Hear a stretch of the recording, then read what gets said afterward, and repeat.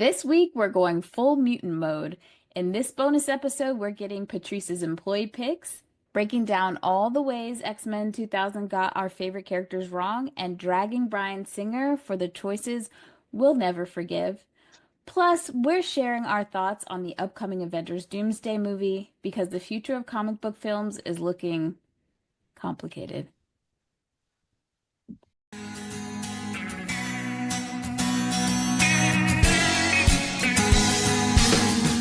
Welcome to the No More Late Fees podcast. I'm Danielle. And I'm Jackie, and we're just two best friends and ex-Blockbuster employees rewatching some of the best and worst movies from the late 90s and early 2000s.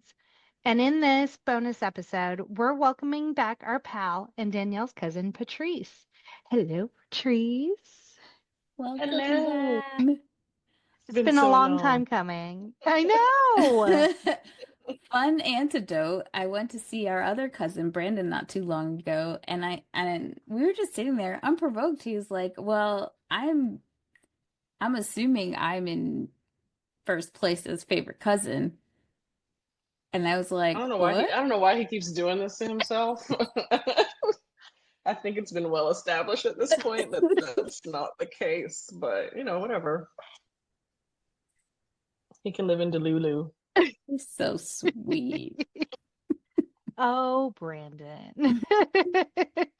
Well, Patrice, as I raised you on X-Men, our time has come. There was many people that asked to do X-Men with us, and I said, "There's only one." There can only There be can one. only be one. And I think one of the other things too, I thought it would be so much fun to do X-Men with the lens of having women talk about it instead of having a mixture, because women like comic books too. Correct. I support women who love comic books. So, Patrice, when did you first start liking comic books and the X-Men? Ooh, I don't even remember. I just feel like I've always really liked that kind of fantastical stuff. Even when I was in school, I feel like my favorite subjects had to do with like history, specifically with like mythological stuff, like different ancient religions and stuff, because they reminded me of superhero stories. Yeah. So for as long as I can remember, I've always been drawn to that kind of thing. That is true. You have always liked it. And then with the influence of my older cousin guiding me in the proper ways and teachings of life, how could I not love comic books? Was X-Men your first comic book, or did you read something else? Ooh, honestly, I'm not even sure what my first comic book was, but it was always my favorite, mainly because of Storm, because she was the only Black woman that I feel like I had to look at in comic books. So that was like a primary figure. So I was immediately drawn to X-Men specifically because of her. Yeah, facts. She left her mark for sure.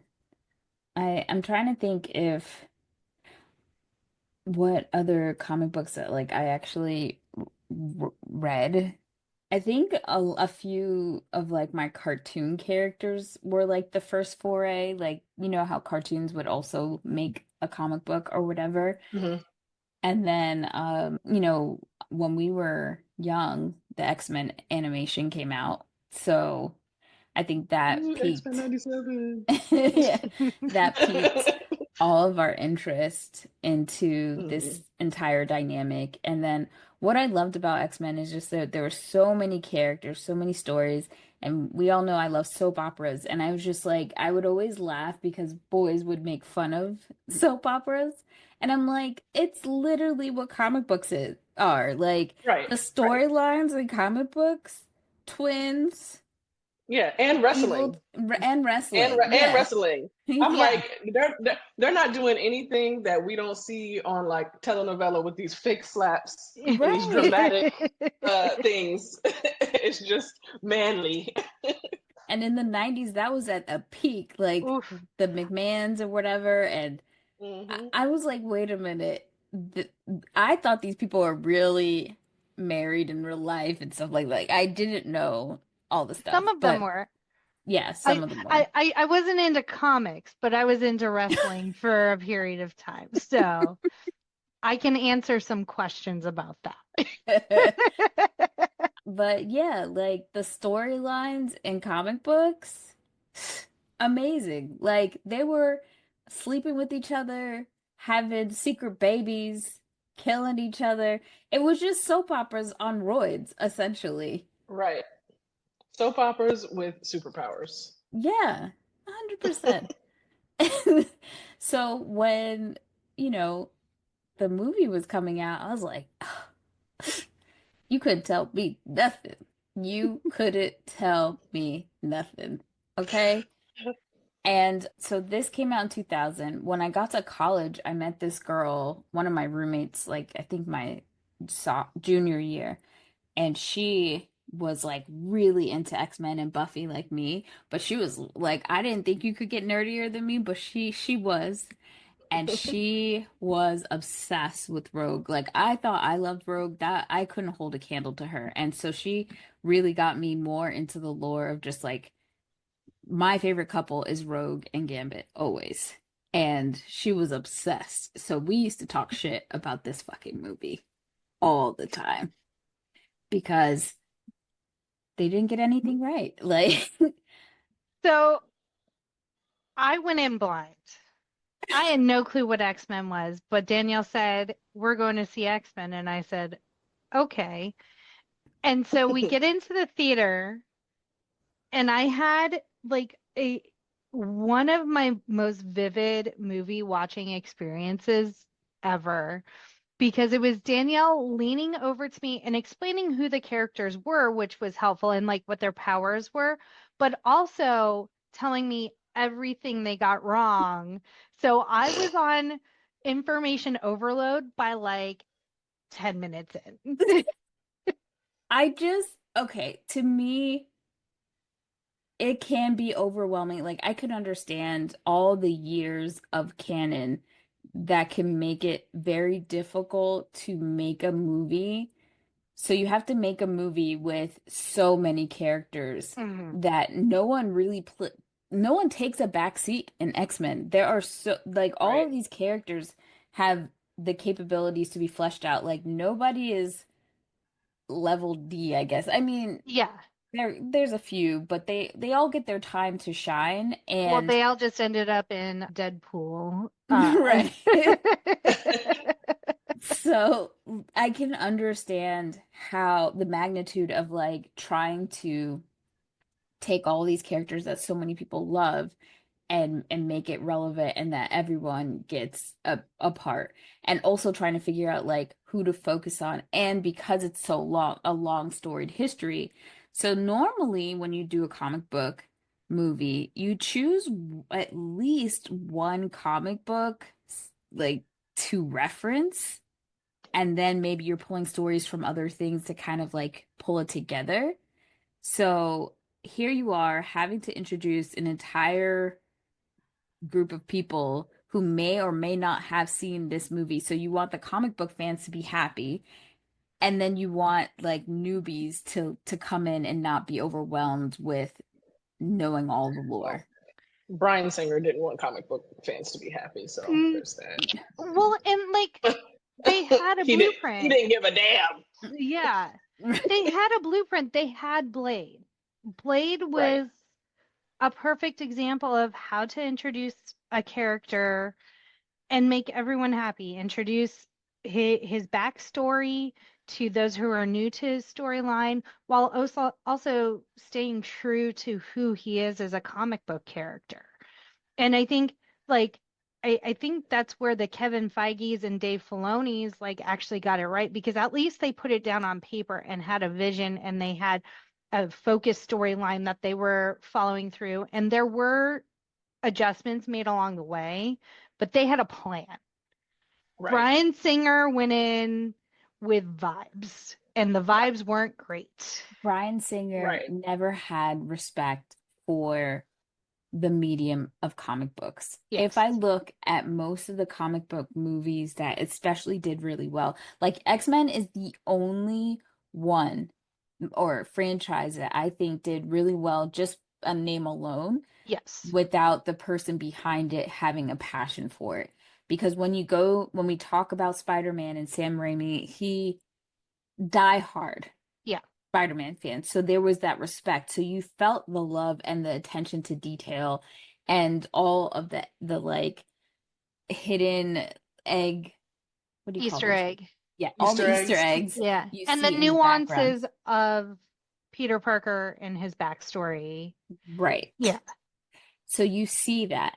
Bryan Singer does not respect comic books at a whole, not even X-Men. And you know why I say this? Because when he left X-Men after the second movie. Yep. He left it to go do Superman. And when he went to do Superman, there is a clip of this motherfucker pretty much saying he didn't really read any of the comic books. And I heard a rumor that he didn't. I don't know if this is true, but I heard a rumor that he didn't allow people to have the comic books and reading them on set. I don't know He if that's didn't. true. He didn't. It was Feige who was sneaking around because Feige had literally been on all these sets from Even Blade. He was literally sneaking people the comic books. But a few of the actors, before they even got the movie, were reading the comic books. Like James Marsden really got into it, read it, whatever. So here you are so disrespectful. You do not care about the fucking canon of anything. And you could tell that in this script. You could tell in the way that he did these characters. And it's almost like he just looked at Wolverine and that was it. Mm-hmm. Right. Which is crazy because Wolverine is a popular character, but he's not the most popular character, I think, of all the X-Men. I just Right. I don't think so. Like when we would look at the X-Men comic books and we're talking about like who's fighting who, I don't know. I mean, I think people pick Wolverine, but like when you think of all the other people you could pick from, I don't think back then it was Wolverine. I don't know. I don't know, because one thing that I do think that they did in regards to the X-Men 97 cartoon, I think they did a much better job with this reboot that they did of Yeah, giving a lot of the other characters some shine. So if we were to base it off of then, I do think that Wolverine was kind of the most popular. I think they wrote him that way in the old X-Men cartoon to you're be kind of right. the main That's true. character. And I think he was just riding that wave. Yeah. So I mean, Wolverine's backstory is so interesting. I get it. Mm-hmm. I mhm. just, I feel like you could still make him popular without making everybody weak, which was weird to Right. me, you Yeah. know? Like Well, because Scott, the the good thing about the X-Men is they all have their abilities so that depending on the situation, they can like take lead yeah, in whatever it Mhm. is. And so like they have to work together as a cohesive group in order to defeat who whatever bad guy pops up, but like no one is more important in the X-Men than the other.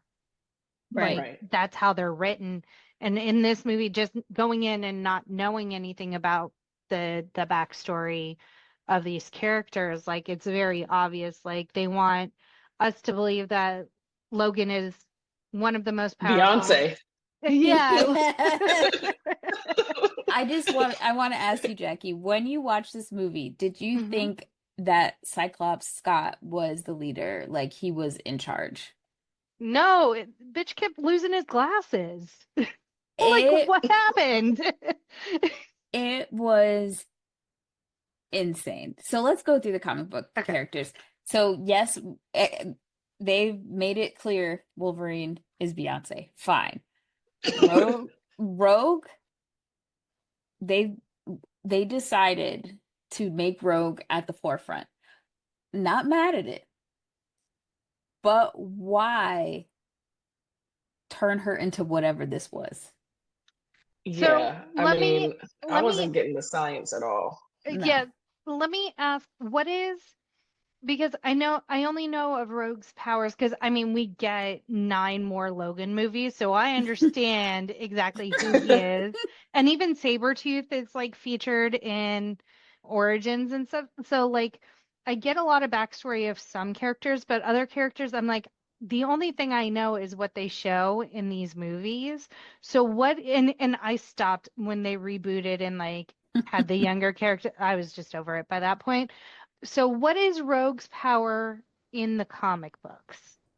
Her powers are pretty accurate considering in the movie, which is that she literally can suck your fucking Okay. powers. Yeah, And your life but force. your life force, she has killed people, like obviously. Yeah. She acquires other people's powers for after like for long Uh, periods of times, not Got like it. how they made it in some in the movie where like with Logan she had it for a little bit, but like this is why people are excited about the new movie because she gets her flight from Captain Marvel.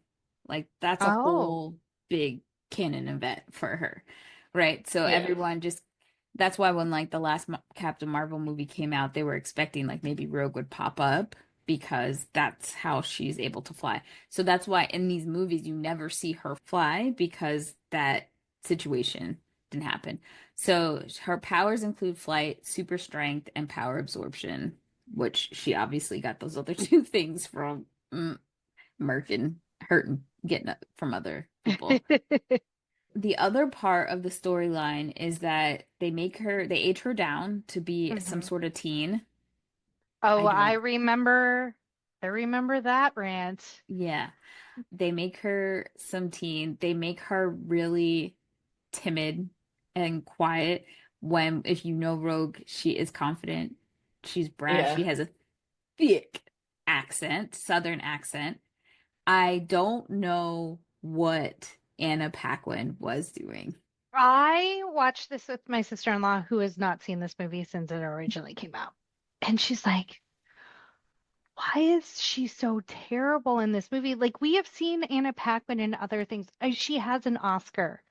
Like even Sookie Stackhouse, like she's fine as an actress, but this role, I'm like, You you are know, really phoning it in, girl.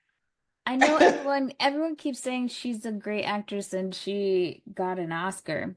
She was a child.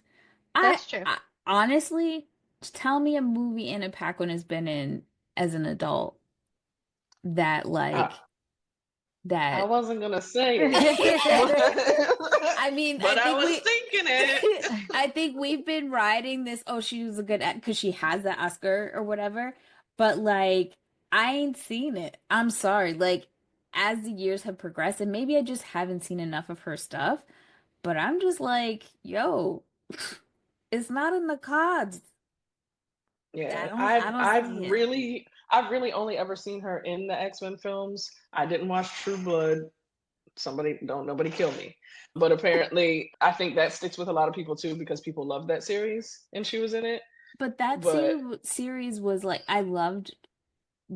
I didn't watch all of it, but the episodes I did see, I did love. But it's campy fun, so there's not like we're not getting Emmys here. You know what I'm Yeah, saying? yeah. Yeah, I see what gotcha. I've just seen her better than way this. better than Yeah, this. you're right. I mean, even the accent. She needed the Sookie Stackhouse accent for Rogue. Like, where was that? Like, it was just, it felt so miscast on so many levels.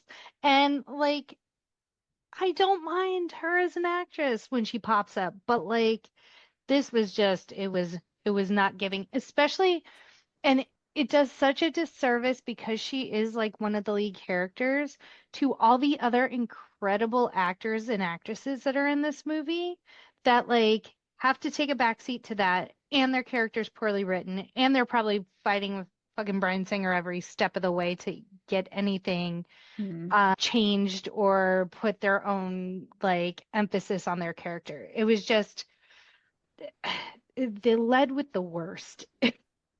You're correct on everything. Yeah. It's like it doesn't make any sense. So she's not timid. She's not this young. Also, like I don't, I'm sure there's like flirtation and stuff with Logan, like their It's weird. relationship.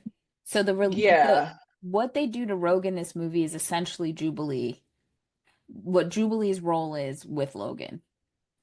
That relationship, they just made it in Rogue and just didn't have Jubilee in it, which I Yeah. was And for like, whatever reason, they always do a weird cameo of Jubilee in every movie. I don't know if you caught it in this one, but yeah, she's there in her fucking bright ass yellow jacket in yeah, like multiple movies that they've done. Yeah. yeah. And she gets zero lines. She's just there. It doesn't make any sense. Like, Justice for Jubilee. yeah. Yeah. So also the other background of Rogue is her whole dynamic of like being a bad guy first and then coming to the X-Men. Like her relationship with Mystique and her relationship with the Brotherhood, her being like fucking with Magneto. Like she's a kid. What are we trying to say? Okay, Magneto's mad old and Rogue is still younger than him, but Hmm. it's giving pedophile vibes. Just Yeah. it's weird. Although, So I don't know why. so the Brotherhood, remind me where have I heard that before? Oh, that's Magneto's gang of like Okay. bad guys. And are they bad? I don't know. Yeah.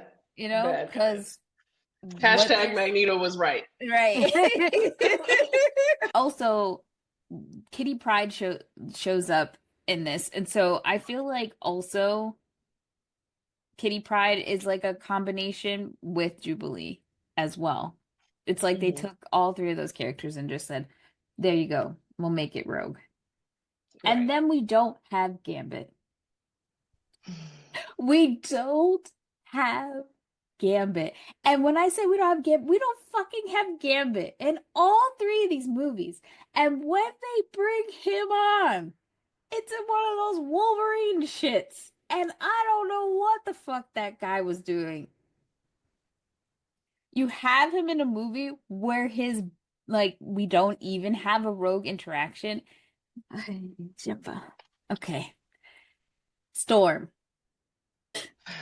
When I tell you watching this movie, I was viscerally Justice for Storm. Justice mad. for Storm.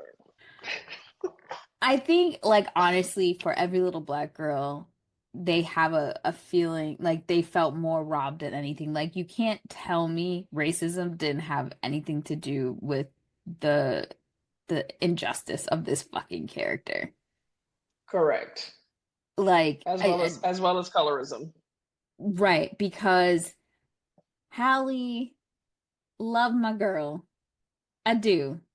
I do. I love my girl, good or bad. But this wasn't it, especially when in our time frame they were talking about Angela Bassett being potentially the one. Right. Like, I'm telling you, Allegedly, she turned it down, and possibly for good reason. If she read the script and was just like, "What the hell is this?" there's no lines. The No. silence in this movie. Yeah. The And they give silence. her one of the worst lines in cinematic history, and it makes me so angry every time I think about it because it's a throwaway, stupid man line that some man was like, "Ha, this is funny," and it's not fucking funny. It's It is so dumb. so bad. Do you know what happens to a toad that's struck by lightning? The same as everything else. What the fuck Oh, is ooh. that? Somebody wrote that down and was like, "Oh, bars. This is it." It's atrocious. Like I want to count how long in the movie before she actually says a word because if you remember when Logan comes in, she doesn't say anything till like way later. Hmm. It hurts my heart when you talk about, in X-Men, all the mutants are different levels. So there are the highest levels are like Omega level X-Men, right? These are like godlike levels of power. Professor Xavier, Magneto, our bae right here. Okay? Yep. There are people in the comic books that worship her as a god. She has godlike ancestry. Not exaggerating. They made it seem like my girl needed, like, she's getting choked. She's getting choked, tripped, pushed. Like, it don't fucking make sense. I don't even know how they could get hands on her. Like, and then they made it seem as if the only way that she could actually protect herself is when the roof of the building was off, and then she could make like, no. Right. Bebe, she can make it that the air you're breathing like is not like, she is Mother Nature. That is who she is, essentially. The disrespect. She's royalty. Now she doesn't like, I think the misconception and what they were trying to do, it almost felt like Halle Berry was doing some Bahamian accent or trying to Yes, or I something. felt that. She doesn't have like an African accent per se, but there's like a regalness to her voice.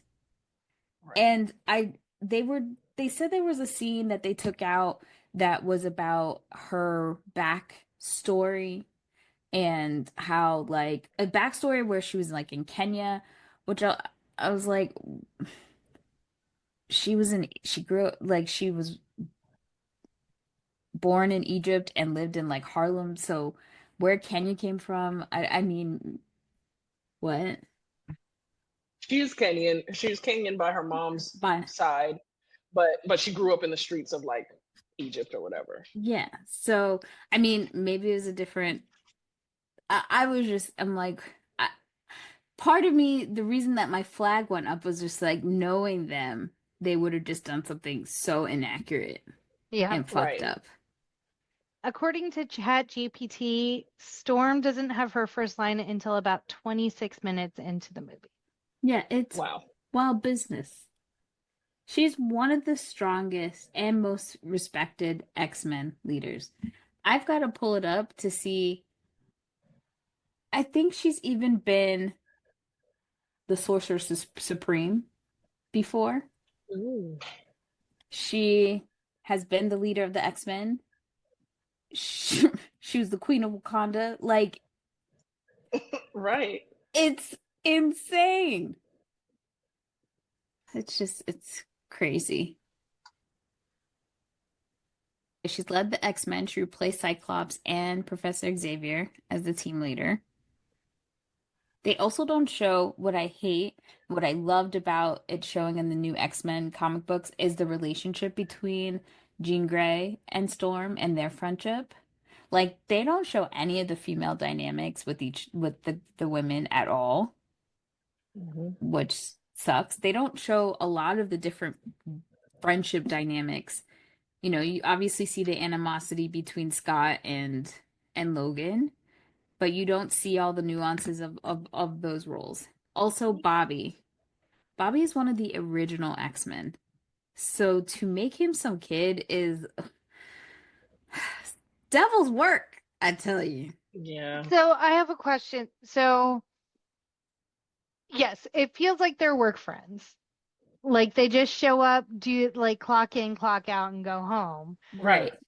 But like for the different groups, did they come up through like Xavier's Academy together, where they've like lived together and gone to school together like this whole time? For some of them, yes. Like, Yeah. The so, original Okay. ones, yeah. yeah. So Jean Grey, Cyclops, Bobby, uh, Beast, who was not shown at Beast, all. who was not shown at all, which they combine him being a doctor and they give it to Jean Grey as if that bitch Right. knows how to carry a needle. We'll go into Jean Grey slander in a second because that's Lord. me and Patrice's favorite thing to do. And then was it Sunfire? I think Sunspot? Is it Sunspot? And then Storm is a part of the like second wave that comes because the original group disappears or goes missing, and so Professor Xavier has to go find other potential X-Men to help him find the original, and that's how we get that crop of them coming through. But yeah, they like Scott is literally like Professor Xavier's son, essentially. Like he has been there this whole since he was young. And then a lot of them have come from situations where they have been bullied, ostracized by their families. So this literally is their family. Hmm. Or like Scott's family, who is just filled with mutants, they have a lot of dynamics going on there. So like his brothers and stuff like that. So there's layers to all these people and how they came to Professor Xavier's house and whatnot. So that's why I really hate the new movies when they had what's her name? Mystique Jennifer Lawrence. being like growing up with Charles is like it's making some sort of love try. It was so fucking weird. I was like, nah, Yeah. nah, man, not cool. Who else we got, Danielle? Let's see. So Cyclops, they make him so weak in these movies. Even the newer versions, he is like a punk ass bitch. And Cyclops is kind of like he is a dick at times, you know, he's very arrogant, I think. Hmm. They say that he comes off arrogant and dismissive in this movie, but I don't think he's arrogant enough. Like he is the head bitch in charge. Like there is no question Right. about it when you're reading the comic books. And when you see this movie, it's just like I don't know if it was James Marsden. I don't know if it was the way they wrote him, but it was pretty shitty. And then Jean, fucking Jean Grey. Now there's a lot Hold of people on. who love. I feel faint. I feel fate, Like Scott. Like, like this bitch isn't a fucking level whatever But B. again, this might go back to the cartoon. Maybe that's all Bryan Singer saw, and that's why he behaved this way. Because we that was the running joke about the 90s cartoon too. She used her powers to lift up a freaking pencil and then she faints. Like that was how it was in that 90s cartoon. Like it was so annoying. So maybe he was just taking cues from that. I mean, okay, so here's the thing that the people doing these fucking X-Men movies don't get. Jean Grey is very strong, right? Like her powers are very strong. She is not she doesn't naturally progress to become the Phoenix. That is not what happens. And I Right. hate that fucking storyline. Like, I wish they would just let the Phoenix storyline die because they can't get it right. Let it be gone. Let it be that it Right. happened already and it's like all the things that roll out from it and call it a day. Stop Right. making this origin story. The thing is, originally, the Phoenix comes from a species of alien from space, and they need someone strong enough to hold their what I don't know what the technical terms of this shit is, but Cosmic power. cosmic power. They need a host, right? Professor Xavier can't do it. Bitch is old. Can't do it. Can't do it. They go to find him. They're like, that's it. That's the one. But he can't do it. His body can't take it. So they said, we can do this bitch right here. She good enough. That's what happens. It's they always make it seem like her mutant abilities Evolved over evolved. time. Yeah. Right. That's not it. Or Well, like her powers in general stem from the Phoenix inside of her that's always been there Right. when that's No. not the case. Jean Grey is a very strong, powerful mutant alone. Yeah. Enough to not be sitting in the motherfucking car watching Professor Xavier try to stop one bullet when this bitch could stop all the bullets by herself. Like, I put that in my notes. I put that in my notes. I was just like, what is happening here? I mean, Right. she wasn't even strong enough to lift a person. So when Toad flies at her, she stops it in the air. But then when they needed to float Wolverine up into the air, she was just like, And like, what are we doing? and Scott's like, Jean, wait, no, don't do that. She's not strong enough, Logan. What do you mean? The fuck is happening right now? The And fuck is happening? Famke Janssen is not it. Like, I'm sorry. Every single thing I've seen her in has been the same, like, just very, like, one note expression. Not too much of my girl though. And Nip Tuck, if you any of the Nip Tuck stands out there, she did that thing. I don't like the lack of trans representation, but her character, she played that role. But yes, continue. Flat. I mean, we talked about her in Goldeneye. Don't know what the fuck that was. And then the faculty, it worked in the faculty because she was taken over by aliens. She had no no emotions because of the character. There's never been a role I've seen her in where I'm like, that bitch nailed that. Like, Right. none. She feels like she's phoning it in every time I see her time. on screen.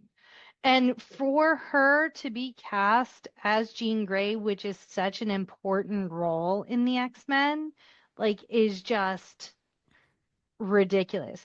Yeah, Jean Grey. Okay, because she's not my favorite character, I didn't give a fuck either way. I hated that they played the love triangle so quickly, and I was like, was the love triangle this? I just feel like Scott and Jean Grey had enough issues on their own without Wolverine. It felt like Scott was metaphorically pissing on her in everything with the scene with Logan. And like, and then Wolverine's flirting was so cringe. It was like, yeah, couldn't wait to get my shirt off again, huh? I like he didn't even know this bitch. It yeah, was you just choked crazy. her out 5 seconds ago. You just choked her out, and now you're offering to let her rummage in your fucking brain that you don't even know what's in there. And she is like, okay. She starts off by saying, I can't. Okay, hold on. it. Anyway, speaking of Logan, speaking of my boy Logan, and here's the thing. I think there are moments when Bryan Singer's like, oh, I'm going to do this scene to get the comic boys up because of the beef between Sabretooth and Wolverine, and so that they have their fight or whatever. I remember people being very excited about that, and I was just like, okay, whatever. So Wolverine is supposed to be 5'3".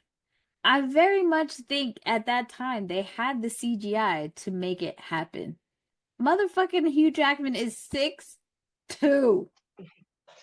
a whole 11 inches off. Right.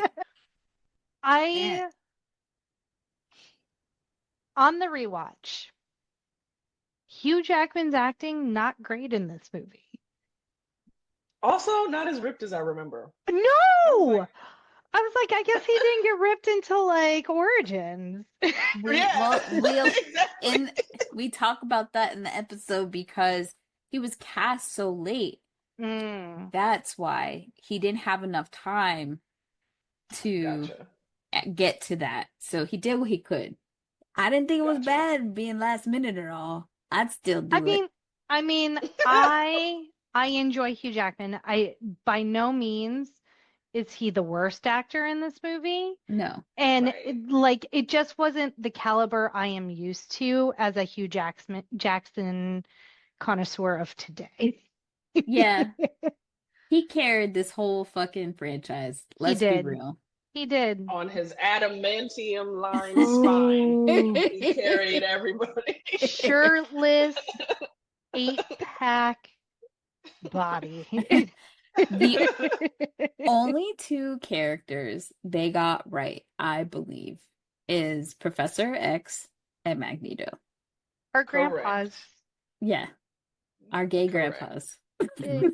are gay and bi-curious grandpas, Yeah. because you can't Right. tell me that Ian Patrick McKellen Stewart. and Patrick Stewart, they've made out. Like, they have. They have. They're I constantly Agreed. kissing. I love them so much. I love them independently. I love them together.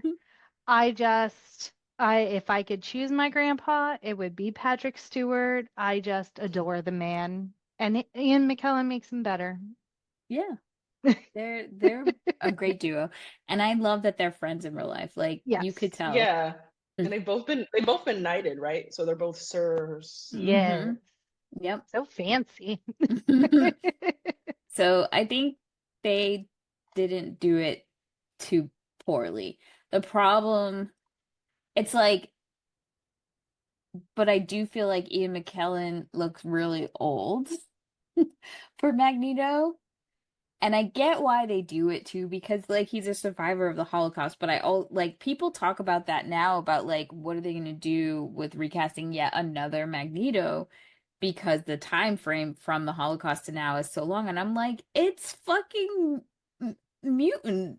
Yeah. He's a Right. mutant. He could be like Wolverine, and he doesn't age as fast as everyone else. Yeah. Who cares? But that is such a key component of his character. And I really do hope when they cast this time, they cast a Jewish actor. Agreed. Because, hello, Right. he's not as physically intimidating as we saw in the new X-Men comic animation, which at this point I'm getting to a point where I'm just like, I don't even want another live action. I'm so tired and I don't trust these people. Just continue to give me the animation and I'll be fine, because motherfuckers can't do it. I I've will say lost all though, faith. I didn't hate Michael Fassbender as a young Magneto. I No, actually me either. enjoyed He was him. good. Yeah, I actually enjoyed him in the role, but much I like this didn't movie, I that's didn't hate what's his face as a young Professor Xavier either. James McAvoy. Yeah. yeah, The yeah, because the two of them had really good chemistry, which is like such an important factor. But yeah, I don't know if they, like, can y'all take the skills of casting? You know what? It's not even just the casting, it's the writing, hmm it's the storyline. So yeah. And then Sabretooth, they recast him in the Wolverine movies, but this is the same guy that isn't he the dad in one of those Disney TV shows? Good Luck Charlie, I think. I think it's the same guy. I'll He look it up.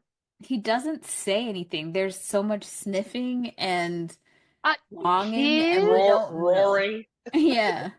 his costume looks like they went and cut up like a Bigfoot Party City costume for it. Like it was just, let's glue some hair on your face and give you some pointy teeth and you just grunt a lot and we'll be done. Like it took me out of the movie even more so than Anna Paquin's acting. Like I was just like, what is this? Like, and I guess I'm also mentally comparing it to when Leaf Schreiber's Sabretooth because I feel like that was done really well. And Yeah. it was more close to Logan's appearance where you could believe, okay, these are brothers and like it just was congruent to the story, where this just looked like he was in a weird animal human hybrid. Yeah, Right. and the Brotherhood, like, all of these characters are supposed to be unique. They did feel like just second fiddle to Magneto, and we Yes. don't get any connection of Sabretooth and Wolverine having, like, him. It would have been fun for him to verbally taunt Wolverine with knowing their background and knowing Wolverine doesn't know. Like, how much fun that Right. would have been, instead of sniffing that bitch out. It was so weird. And then Toad is like grimy and gross, but like up Magneto's ass, essentially. Like, they don't. He's got that tongue for a reason, Danielle. Right. I don't know. I don't like that Mystique doesn't talk. Right. They make her out. Well, first of all, she's worst mom of the year. I mean, she technically is. She's Nightcrawler's mom, which obviously we see the resemblance. And she also was it that she was Rogue's mom, or that she just impersonated her mom for some for a significant length of time. Like Rogue's real mom died, and she like impersonated her mom. I think for a And while we thought that she was Rogue's mom, and then I think we found out she wasn't. Like they retcon so many key factors of these yeah, characters. Like when you talk about Scarlet Witch and trying to fit, like, okay, where are we now? Is Magneto her daddy? Can you right, give me a definitive answer at this point? right. The fuck? So I don't recall, but yeah. Yeah, I but I'm pretty sure it's something to that effect. Like she either is her mom, or it was something happened to her mom where she basically impersonated her mom and raised her for a significant point of time. So I'm just like, why did they keep having this bitch in these movies where she's just walking past her kids like, hey, what's up? And no connection No, like, whatsoever. right. well, Uh, and this was another like she was cast because of her looks and her She was body. hot. Yeah. well, you know what? Which I mean, Mystique is that in the comic books, right? But like the She's not thing naked. No. now, Like, I Yeah, don't know what no, this was. You oh, know, she's not okay. naked. She's never been naked in the comic book. She's blue, but she has but she's clothes not on. naked. Yeah. Also, I don't think I need to put respect on Rebecca Romaine's name because it wasn't until the new versions of these when we got an Oscar-winning actress to be Mystique that I'm like, you know what? Mystique was a bad bitch when Rebecca was playing her. Yes, she was naked, but she was a bad bitch. Oh This yeah, Yes. complaining version we got with what's her Jennifer? Lawrence, yes. Not not a fan. I could tell Jennifer Lawrence was as miserable as she probably was on that set, and Hmm. her performance Yeah. showed it.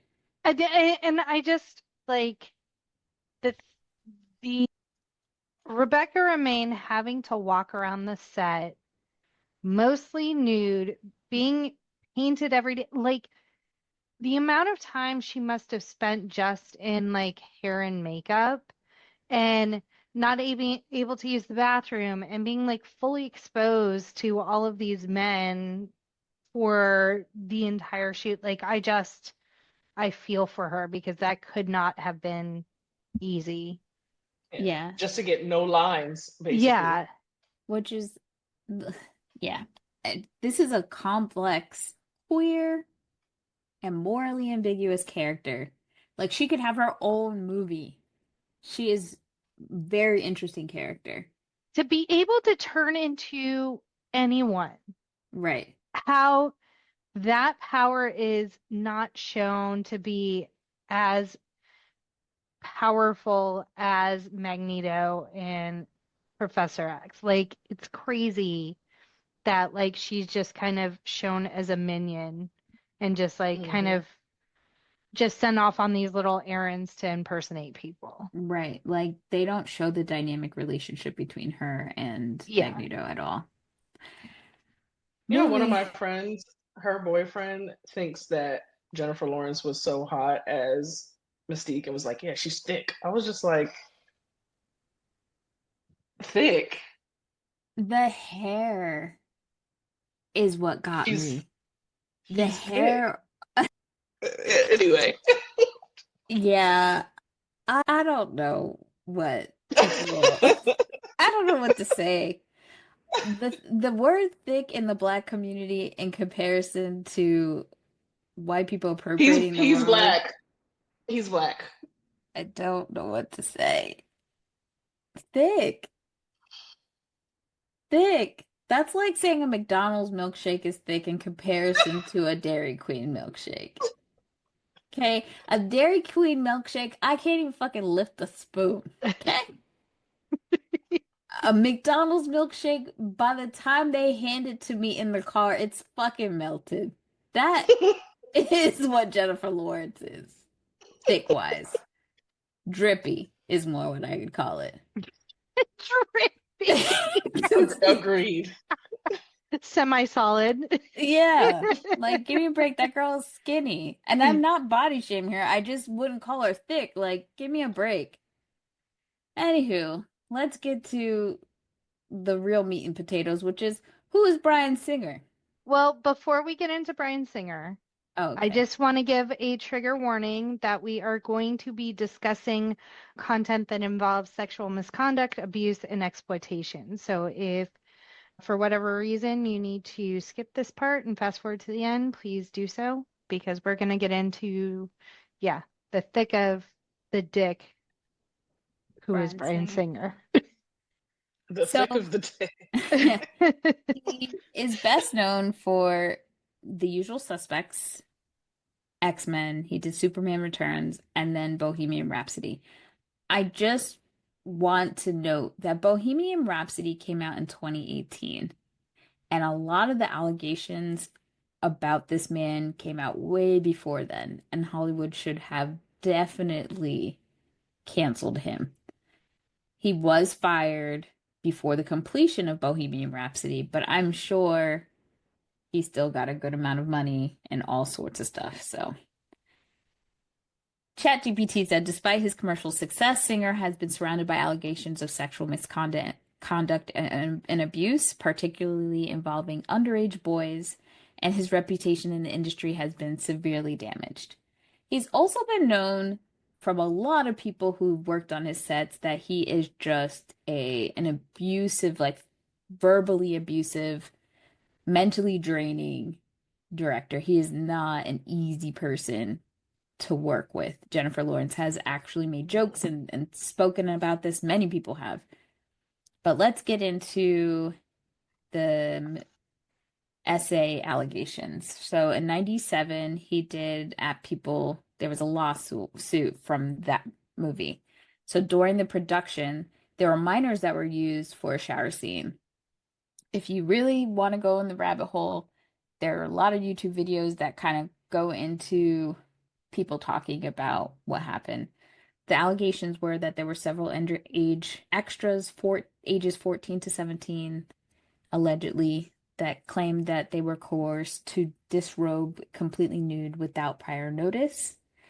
There were other things that were said that happened as well, and the outcome was that the case was dismissed due to lack of evidence, but it was one of the first public controversies surrounding Singer and minors.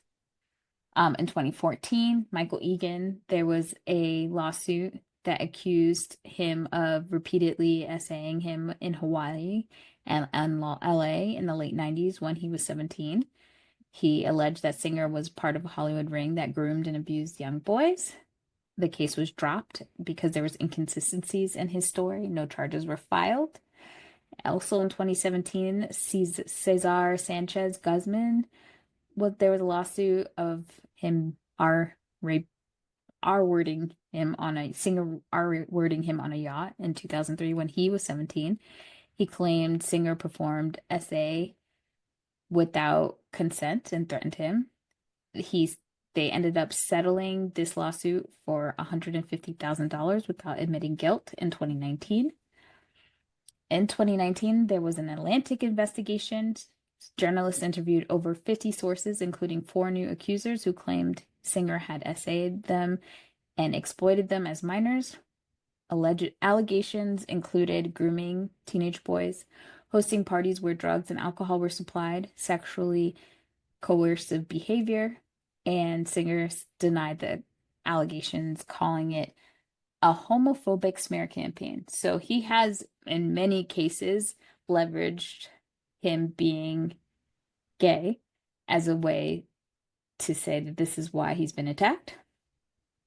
Industry and on-set complaints. Singer's behavior has been widely criticized by actors and crews across multiple films. Absenteeism and erratic behavior. He's often late or missing from set.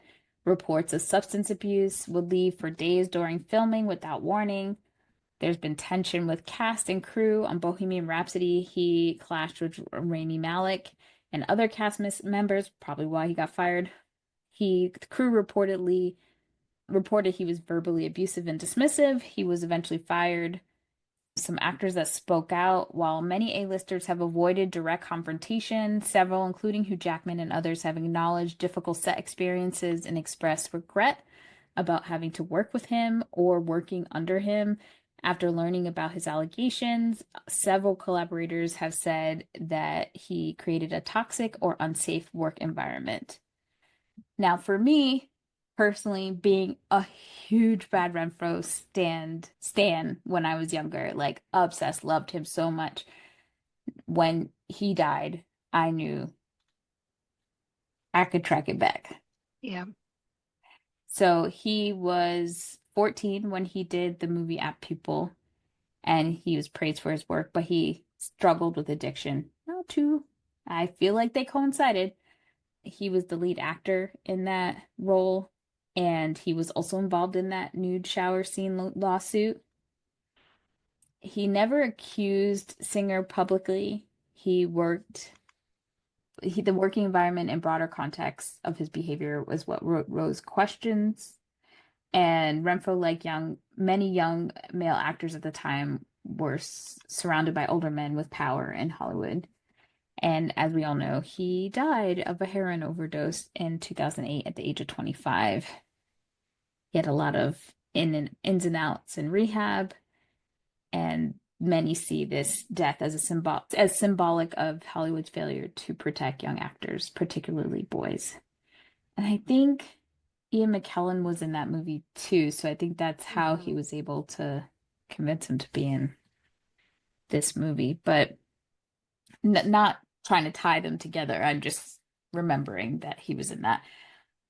There's also like a ton of lore and stuff if you really want to dig into like the parties, the parties that he would have, the quote unquote sex parties where they were like hire and find very young actors who wanted to make it into the business. They would be invited to these parties. And yeah, I'm not going to go into all the conspiracy theories and the connections because I'm real into that stuff because I don't want us to get sued. But all of this other stuff is public, it's known. So I already hated Bryan Singer because of the X-Men movies. Yeah. But this shit, on top of it,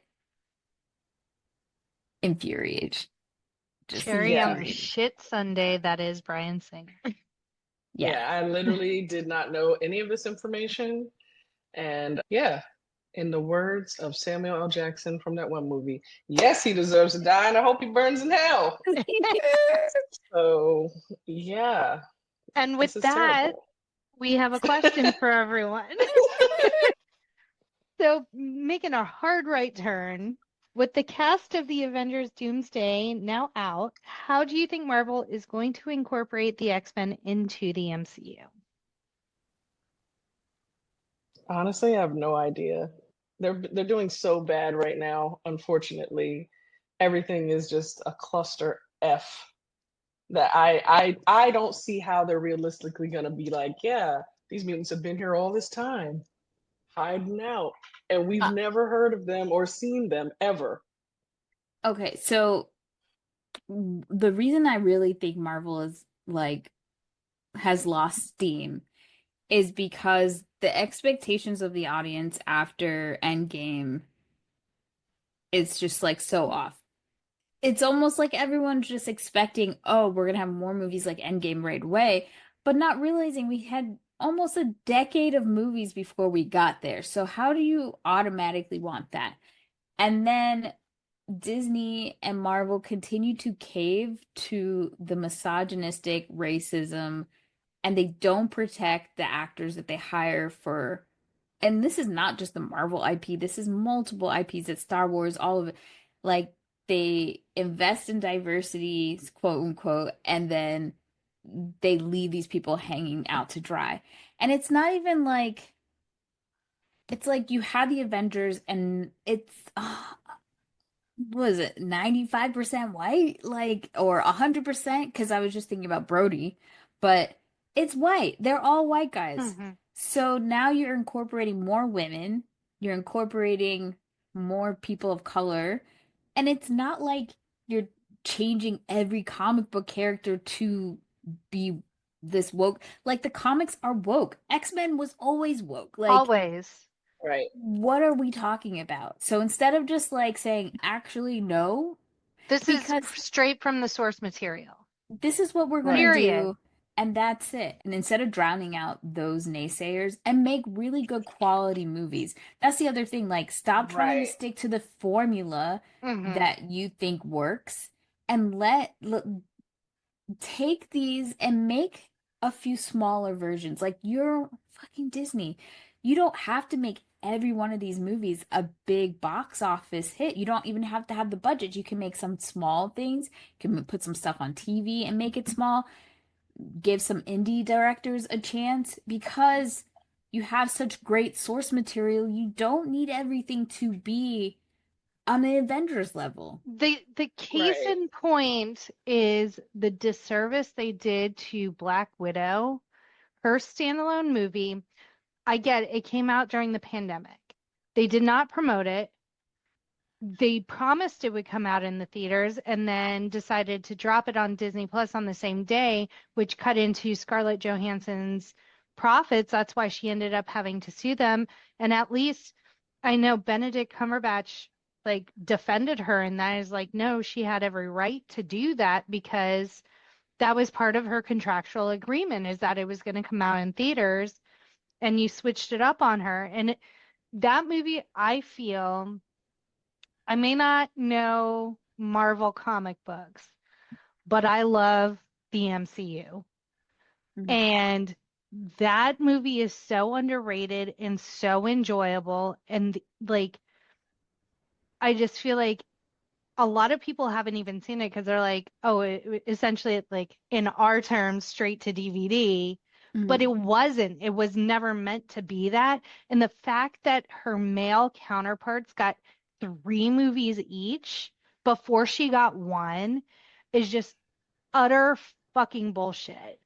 And it's Agreed. just a testament to the the the male dominated industry, and they're gonna put their boys first, which is just ridiculous. And then Kevin Yeah. Feige backpedaling after saying Captain Marvel is the strongest, or Scarlet Witch is the strong, like Yeah, saying that, stick with it. Like there's Right. nothing wrong. Like it is accurate in the fucking comic books. yeah. That bitch said like, and no more mutants, and they were gone. Like, hello? Right. That is power beyond power at this point. Like, give me a fucking break. Stick with it. Stop backpedaling because a bunch of crybabies are mad about it. Like, They are not who you are making the movies for or who you started making the movies for. You went in it with a very clear direction and trying to be really true to these characters, and now you're catering to the mass audience, which is ridiculous. Right. uh, And I do feel like part of the reason why I think, well, you mentioned Captain Marvel, that mhm, movie also didn't get a whole lot of support, mhm. as well as the Black Widow film. And I feel like part of it is because they came off like afterthoughts. Like it was Yeah, like, here, damn, put a woman in front. All right, here you go. Right. And then it was like they already didn't really want to do it. And then they did it. And because they're getting flack, they're just like, well, like what do you they want they're from just us? not It's Yeah. right. We like tried, it's you like know.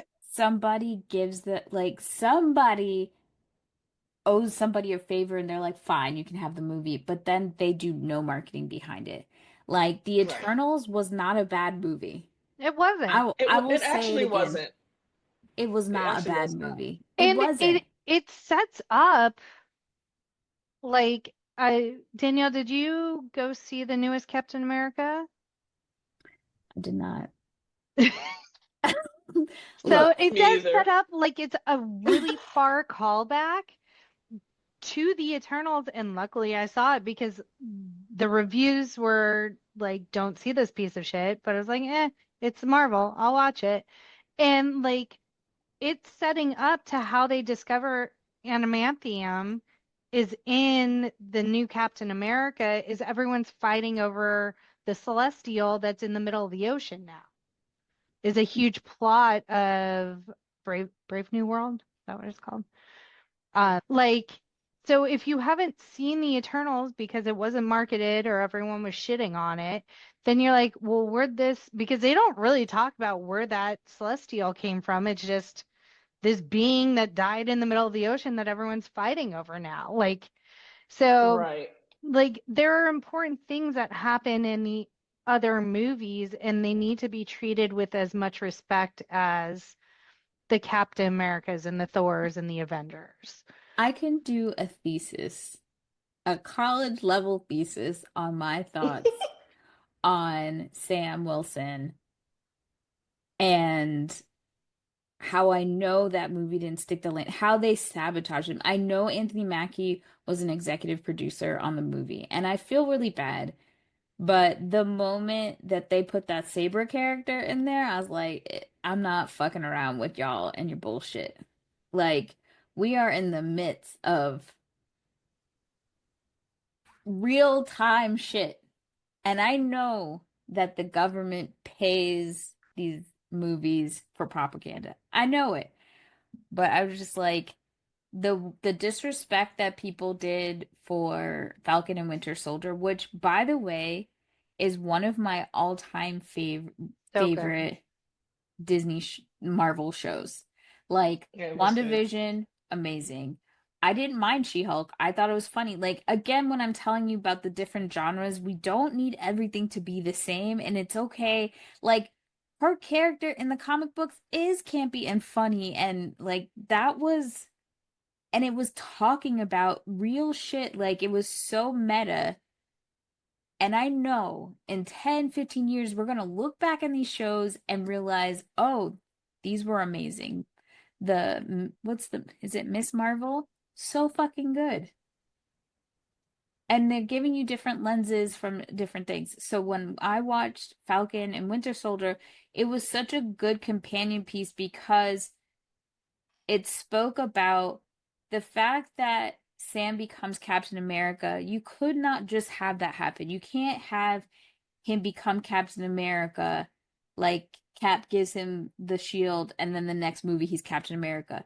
The way that they did that was so accurate to what this really means and the complexities of being African American and what that feels like to be proud to be a part of the structure of this country as well as trying to hold it accountable, but also know from the outside looking in that there are people who don't want us to represent the fact that we have built this country and all Yes. the nuances that go with it. So the fact that Sam took that shield and didn't feel like it wasn't even that he felt like he deserved it. It had nothing to do with that.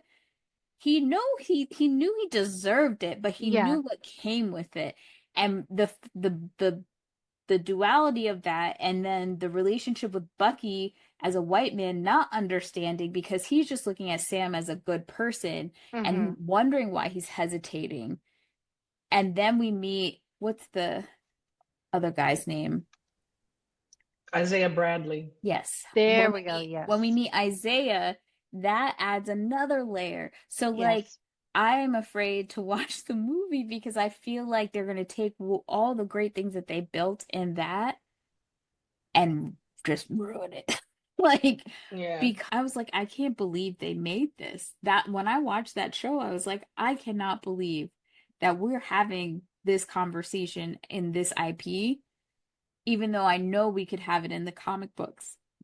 And they were still bitching that they would prefer the Sebastian Stan, even though he has been Captain America in the comic books, but because the idea that the person that represents America is not Chris Evans, they don't get it. They keep Yeah. talking about Chris Evans coming back and not just saying, "Oh, this is our Captain America." And that just shows us like that's black people, we know this. We know how white people feel about us. We know how this country feels about us. And that's why I love the show so much because I felt like they put words and they showcased what it feels like to be American as a Black person. Right. And And it not felt to, like a really good full circle moment too. Sorry. no, no, no, It felt that's like a good full circle moment because obviously Isaiah Bradley's character was technically the first Captain America. Him and the other Black soldiers that I guess they most of them died, but the fact Hmm. that he was well, just hidden he's a away. he's a second Captain America because the other one came first. Oh, okay. Well, Yeah, they the after fact that the but this is like it speaks to our history as Black people in this country because Hmm. what they did to him was just like Tuskegee essentially Yep. right, because they wanted to have the serum. What do? They tried to experiment on Black people first right, to try to get that, and then when all those things don't work out, they kill everybody else, and then they wanted to kill him for his. He had to like go in hiding, and then you go into this museum, and there's Captain America in his glory, and there's nothing about what he went through, and so he doesn't have that legacy. It doesn't feel the same because you right, took something from me. You did not. I didn't sign up. Like the parallels between those two versions of Captain America are completely different. That show is so good.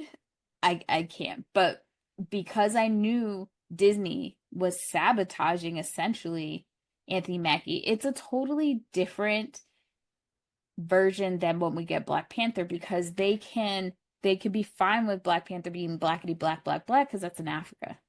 Yep. But right. they're not fine with it being blackety black black black eh, from an American standpoint. And again, I could do a thesis, but the way I Um, think, go ahead.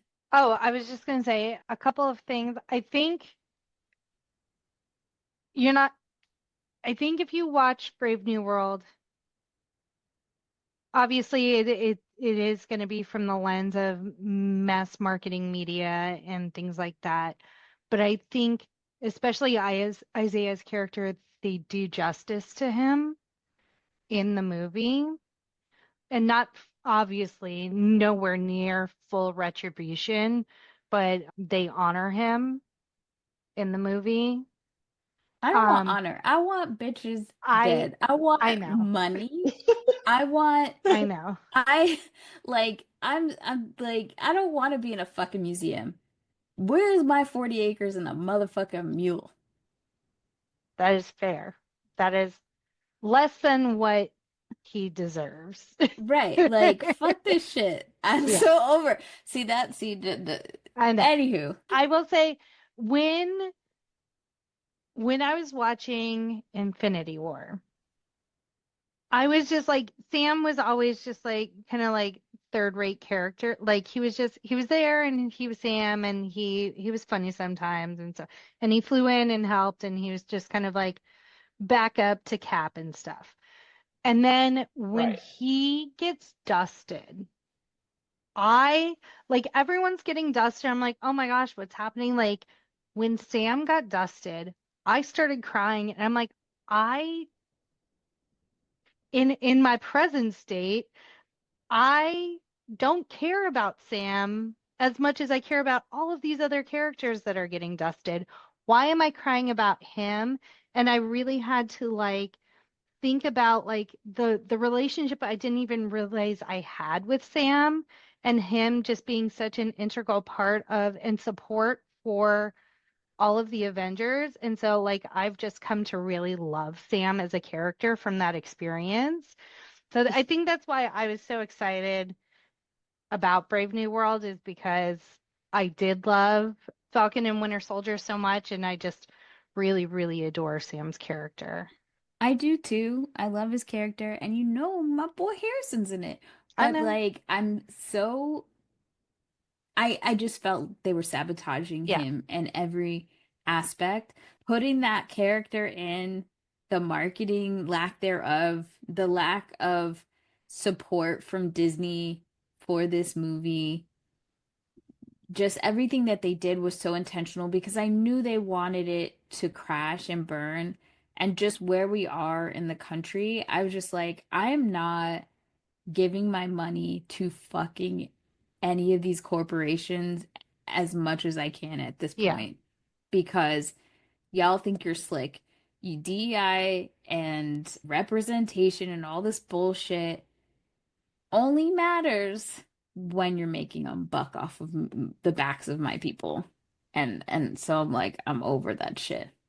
As for X-Men, how I think they're going to come into the MCU, I mean, now that we've fully established that we have multiple timelines, if you watch the Marvels, we established that Miss Marvel is now considered a mutant. We see we see Beast because there is what's that girl's name? Who gets she gets to she's in another dimension. So we know that they're set. America? Yeah. Who it No, is? not America. Parrish, Tiana Parrish's character. Oh yeah, Uh, yeah, yeah, yeah. she, fuck, I can't think. It starts. I can't think of her character's name. She's in another. So it's just going to be a different timeline. It's photon, right? Or Photon, is it yeah, something else? it Yeah. is Photon. I think it's just going to be another universe, and it makes the most sense if you just have Wanda kind of like House of M stuff where maybe she's the reason why we don't have mutants in this universe, and maybe instead of speaking mutants out of existence, she speaks mutants into existence. So much of the storylines that happen in like Secret Invasions and all this other stuff, like the mutant conversation has like you can't just like say they've been hiding this whole time Right. because that's not how this works. So it has to be where they are just coming to into existence. Well, Yeah. Because and they trickled it in in like even with Namor too. He called Yeah. himself a mutant. Yeah. So they've been trickling the word in here Yeah. and there. well, in Doctor Strange 2, as they're going through the different timelines, Professor X, Patrick Stewart shows up. Right. So True. Yeah, we've so we definitely established. know that like the X-Men are in that timeline at the very least. Yeah. So it's gonna I mean it's gonna be interesting. I know it's been hard for Marvel for a long time not being able to have that IP and then figuring out again because you can't just say oh they've been here this whole time because they're so integral into like politics and the things that are Right. happening. So the moment the Avengers came or the rise of these superheroes that shouldn't have been like a surprise. Like Spider-Man popping up shouldn't have been a surprise because No. mutants have always been in the conversation. So it should be pretty interesting. I wish they But just could have been around for the Civil War though. That like they're such an integral part of that specifically. Like yeah, you had, Storm who was married to Black Panther at the time, but they disagreed on, yeah, they were on like the opposite ends of the spectrum. Obviously, the fact that and of course, if I was a mutant in this world, I definitely would be pissed because everybody seems to look up to Captain America and these guys, but you treat me like shit because right, I was born because I was right. born with these powers. I Like was they're born this heroes, but way. yeah, like Captain America and all of them, like they get posters and merch and they're cool, but I'm a piece of shit. Like what? And I think that's why Black people and people of color and anybody who's a minority or part of the global majority feels so connected to the X-Men characters because it is an allegory for racism and we understand that like it's there's nothing worse than being shamed for the things that naturally come for us, our body shapes, our noses, our hair, and then see someone co-op it. Like, I love Korean dramas and K-pop, but to see these people reheating my nachos and shit, and then they're getting hyped the fuck up as this, Yeah. they're Columbusing the shit out of our culture. And now Blackpink's out here saying the N-word. Am I surprised? Absolutely not. Absolutely not. But for all the K-pop stans who swear that they discovered this and it's more palatable because it's coming from them. Sure, Mhm. okay. I guess I only rock with Jisoo right now of Blackpink because she's the only one who I haven't seen the tapes saying the N-word. I put in my notes that Senator Kelly definitely MAGA. Yes, just for the record. For sure. 100%. Like the way he was 100. talking to the Senate, I was just like, wow, this is like It felt so like now. That's what Yes. yes. blew my mind. So, but it's been a long, winding road in this. What are we calling it now? Tape 2 are now our bonus episodes, our interviews. If you're still with us, thank you for joining us on this ride. You either have a long commute or you love X-Men. Or you hated it. Or Hated the you film. Hated it. Yeah. But we're going to put Patrice in the hot seat for a minute, and we are going to ask for 3 employee picks. So let's see what movie she'll stock on the shelves at Blockbuster. Oh. Well, let's see here. Well, you know I'm a Disney kid. Mm-hmm. So I feel like mine are all gonna be Disney, or actually in this case, Prince of DreamWorks. Egypt. Yes, the Prince of Egypt. Absolutely. We should The just Prince of have Egypt. Danielle guess Patrice's You know what? She probably could. She probably could guess them. Oh She probably God. could guess them. No, I'll let you go. Go ahead. Okay. The Prince of Egypt. I think The Lion King came out too early. It did. What year did that come out? 92, 94. Mm-hmm. Okay. It's not All James right. and the Giant Peach, even though that's in our time frame. No, it's not. Let's see. For the fact that Phil Collins ate on that soundtrack, we're gonna Tarzan. say Tarzan. My boy. So this is so hard. I know I was not using my time properly. I don't know. I guess. Wait, what year did The Hunchback of Notre Dame come out? Damn, I knew. 98. It's in our time frame. Woo! Okay. Patrice, did I watch that movie? I don't know. I feel like I must have, because you did very much like that one. Didn't you? It was a pretty dark 96. film, Yeah. honestly, It is, yeah. for a kid. It was good. I remember my mom was doing my hair one time as a kid, and I was watching it, and she literally said, she was just like, this film is dark. Like, she was just like, is this a kid's movie? They were not paying attention to what we were watching. Not at all. I think by your because Patrice and I are 10 years apart, so I think by the time you came along a little bit more, but me, no. I mean, I was watching kids' movies and I'm like, how did y'all let me watch this for real? Like, they just let me sit and watch whatever. And then on top of that, they were watching their movies and I just was sitting there and they didn't close my eyes or nothing. My dad took me to, I still can't get over it. Took me to the movie theaters to see Boomerang.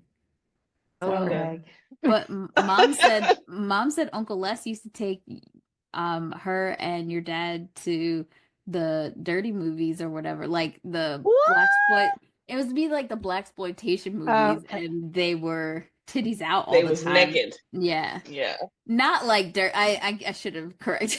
Not dirty like. I was like, yeah, no, but like the blaxploitation movies, and he didn't care. He wasn't covering their eyes. R.I.P. Uncle. R.I.P. Uncle Les. All right, so if you have any opinions, because we talked about a lot on X-Men, Bryan Singer, Patrice's employee picks, we're wrong about the MCU, whatever. Hit us up at No More Late Fees on TikTok, Instagram, Twitter, Facebook, YouTube, Threads, Blue Sky. And if you want to get more hot takes from Patrice on her favorite TV shows, movies, dating, whatever comes to her mind, hit her up on social. Patrice, tell everybody how they can find you. Yes, I'm still a loser who's on Facebook. So you can find me at Patrice Aquila on Facebook. And I am on Instagram and Threads at Empress_Aquila, EMPRESS_AKILAH.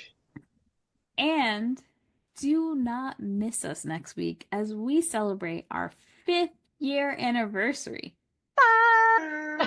With Clueless, y'all. We're doing it. We're doing it. Finally. And as always, be kind and rewind.